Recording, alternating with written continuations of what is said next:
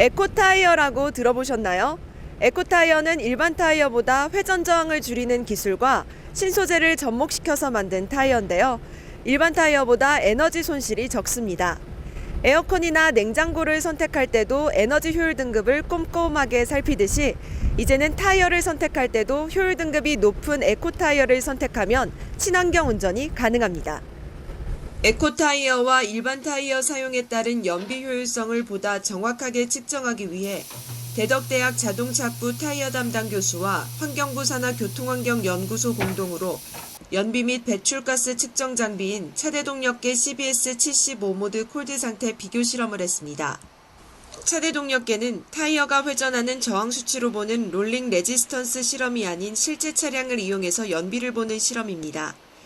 운행하면서 배출되는 배기가스를 포집해서 탄소 밸런스 공법으로 분석, 수치화해서 오염물질의 실제 양과 연비를 동시 산출하는 정밀 실차 실험 장비로 대덕대학과 교통환경연구소는 이전에도 2차례나 같은 목적으로 공동 실험을 시행한 바 있습니다.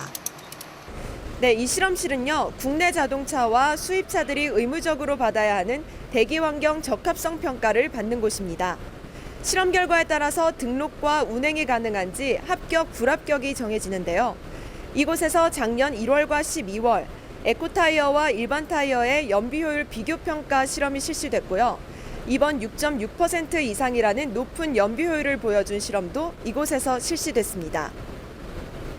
첫 번째 비교 평가는 2011년 1월 24일 소형 승용차의 국내 2개사 제품과 수입 브랜드 1개사 에코타이어 제품 대비 국산 일반 타이어의 연비와 배출가스를 비교 분석한 실험으로 이중 국산 에코타이어가 최고 리터당 11.39km의 연비 효율을 보인다는 것을 알 수 있었습니다.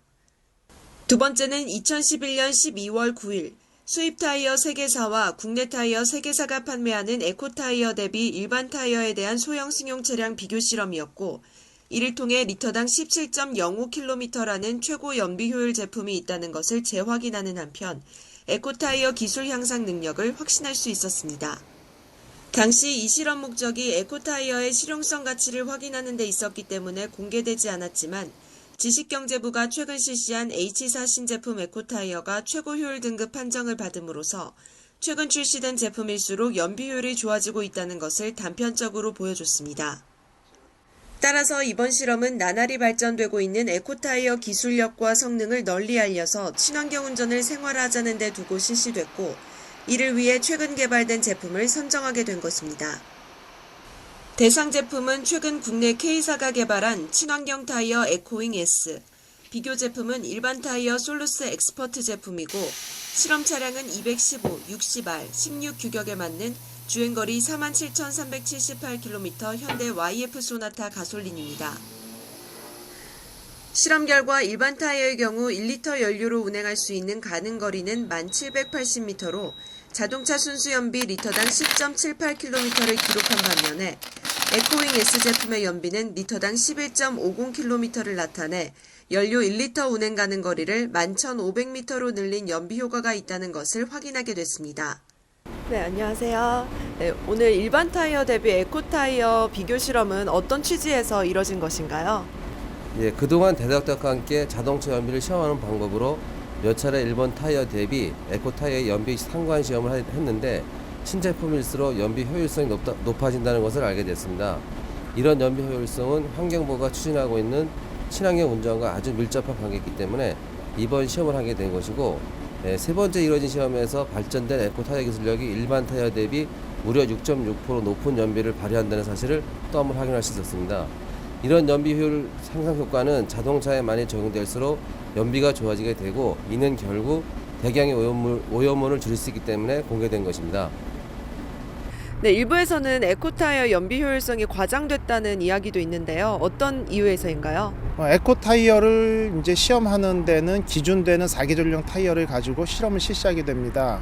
그 2003년에 출시돼서 아직까지 판매되는 타이어 기준으로는 6.68%의 연비 효율 향상 효과를 발생시켰고요.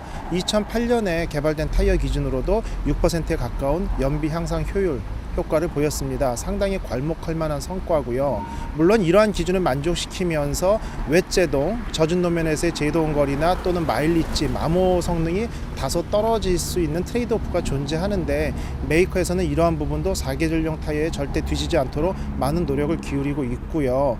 이러한 부분에 대한 어떤 의구심이나 이런 것들은 기술이 부족해서 에코타이어에 대한 출시가 이루어지지 않는 그러한 업체나 이러한 기업체에서 좀 안티 성향을 가지고 좀 제보를 하는 부분이 있습니다만 인권보다는 환경이 우선입니다. 환경이 인권에 우선한다는 캐나다의 에어케어의 어떤 그 문구처럼 또 환경을 저희가 최우선시하고 그것을 보호하는 것은 국민의 권리고 우리 모두의 미래를 위한 부분이기 때문에 다소 불편하더라도 에코타이어 사용은 적극 권장되어야 할 것으로 판단됩니다. 예상을 뛰어넘는 결과가 나왔는데요. 이건 어떤 것을 의미하나요? 일반적으로 연비를 5% 향상시키면 노벨상감이라는 얘기가 계속 있어 왔고요. 그 다음에 그 타이어 효율 등급제의 실시를 예고하는 처음의 시점에서는 1등급 타이어가 그 당시에 나타날 수 없는 기술적으로 상위 레벨의 어떤 그 기준을 삼았습니다. 그래서 기업체들이 그 기준에 맞추기 위해서 기술 개발을 하고 노력을 하라는 그러한 취지였죠. 환경부에서도 자동차 평균 에너지 소비 효율 기준이나 온실가스 배출 허용 기준 및 기준의 적용 관리 등에 관한 고시 안에서는 자동차 신기술 에코 이노베이션 부분에서 배출가스 감소 효율을 최대 킬로미터당 14g까지 인정하겠다는 방침이라 지금 그 시험 결과는 상당히 괄목할 만한 성과라고 판단이 됩니다. 네, TPMS 같은 경우에는 효율성 입증이 안 돼도 그 인정이 되는 지수가 있다고 하던데요. TPMS 타이어 프레셔 모니터링 시스템, 결국 타이어 공기압 모니터링 시스템 같은 경우에 이제 효율성이 입증이 안 돼도 인정받는 친환경 지수가 있는데요. 환경부 고시한 제13조 3항에 의하면 자동차 배출가스 감소 규정에 측정 장비로 직접 측정되지 않더라도 온실가스 저감 효과가 있고 에너지 소비 효율 향상 효과가 나타나는 기술로 평가되는 에코 이노베이션에서는 배기가스는 최대 14g/km, 연비는 리터당 1.7km까지 인정을 하고 있습니다. 현재 실험을 하지 않고 인정받는 기술로는 이제 저구름 저항, 결국 RR, 회전 저항 값이 상당히 낮은 타이어를 비롯해서 방금 얘기한 TPMS, 그리고 변속 시기를 정확히 알려주는 최적 변속 지시기와 친환경 에어컨 냉매용 4가지가 있는데요.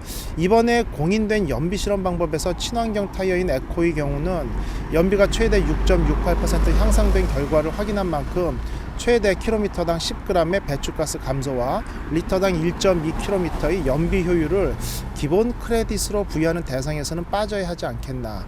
또 정당한 실험으로 연비 효율을 인정받는 평가가 이루어져야 할 것으로 판단됩니다. 결과적으로 에코타이어 분야는 에코이노베이션 범주에 속해 있는 타이어 등급 효율이 아닌 실연비 측정 방법을 적용해야 한다는 지적입니다. 이는 실차 연비 실험에서 일반 타이어보다 6.68%나 높은 연비 효율 제품, 즉 친환경 에코타이어의 연비 성능을 확인할 수 있었기 때문인데요. 이렇게 에코기술력 진화는 연비 효율을 증대시키는 만큼 한동안 신제품의 고연비 창출 신화는 계속될 것으로 전망됩니다. CSTV 교통뉴스 정유진입니다. 제품의 안전사고를 예방하고 효과적인 사후관리를 위해 지식경제부 기술표준원은 서울 팔레스 호텔에서 제품 사고조사 합동연찬회를 개최했습니다. 재생타이어부터 냉온 정수기까지 사회적으로 이슈가 되고 있는 다양한 제품들이 연구된 이번 연찬회에는 한국소비자원과 국립과학수사연구원 등 국가기관 관계자들이 참석했습니다. 국가기관들의 연구자료 공유와 수사 공조를 위해 마련한 자리인 만큼 전문가들의 심도 있는 연구 발표가 진행됐습니다. 우리 지식경제부 기술표준원이 제품 사고 유관기관과 이번 합동 세미나를 개최한 것은 사고 유관기관 조사 기법이나 조사 사례 등 정보를 공유하고 공동 사고조사 등 협력을 강화해서 국민들이 제품 사고로부터 보다 안전하도록 하기 위해서 이번 행사를 기획하게 되었습니다. 그중 CNG 버스의 타이어 폭발 사고 문제 원인으로 지목되었던 재생 타이어의 효율성이 어느 정도이고 안전의 위험성은 없는지 이옥은 대덕대학교 자동차학부 교수가 발표한 재생 타이어 경화율과 비두부 온도 변화에 따른 내구 성능 시험이라는 주제가 단연 눈에 띄었습니다. 연구 발표에 따르면 CNG 버스 타이어의 파열 사고의 원인이 CNG 버스 탱크의 열이 기존의 디젤 버스보다 높아 열에 민감한 고무의 특성상 타이어 파열 사고로 곧바로 이어지는 것이라고 발표했습니다. 최근 몇 년간 CNG 버스가 시내 버스에 많이 도입이 되면서 타이어 뒷바퀴 안쪽 파열 사고가 급증했다는 여러 제보가 있었습니다. 그래서 그 원인이 과연 CNG 버스의 구조적인 문제로 인해서 브레이크의 드럼의 온도가 디젤 버스보다 많이 올라가고 그로 인해 타이어 온도가 올라가는 것이 원인이 아닌가 규명하기 위해서 실험을 실시했고요. 또한 그 온도가 CNG 버스가 더 올라간다는 것을 확인한 후에 그러면 온도가 디젤에 비해서 몇십 도 높은 것이 타이어의 내구 수명, 안전도에 어느 정도의 영향을 미치는지 내구 수명 실험을 통해 가지고 원인을 분석을 했습니다. 그리고 해외 사례를 조사를 했는데 그 국가에서 규정을 정해서 제3 브레이크, 특히 보조 브레이크나 유압 브레이크의 사용을 의무화했고 CNG 탱크 위치를 상부로 다 옮겼습니다. 그런 원인들로 인해 가지고 타이어 파열 사고에 의한 사회적인 어떤 무리나 문제점이 훨씬 적었다는 것이 밝혀졌고요. 관계 기관의 노력에 의해 가지고 제3 브레이크, 보조 브레이크 장치를 의무화한다면 시내버스 타이어 파열 사고의 90% 이상을 줄일 수 있다는 것을 결과로 도출했습니다. 해외에 비해 최고 50% 이상 재생 타이어 사용이 적은 국내에서 안전성이 확인된 만큼 가격 절감은 물론 환경까지 생각한 재생 타이어의 사용을 높이기 위한 많은 방안이 논의돼야 할 것 같습니다. 이번 행사 프로그램으로 재생 타이어 사고 조사 사례를 포함시킨 것은 버스 타이어 파열 사고가 여름철 빈번히 발생하고 그것이 큰 사회적 이슈가 되기 때문에 그 근본 원인을 밝혀 재발 방지 대책을 마련하기 위함입니다.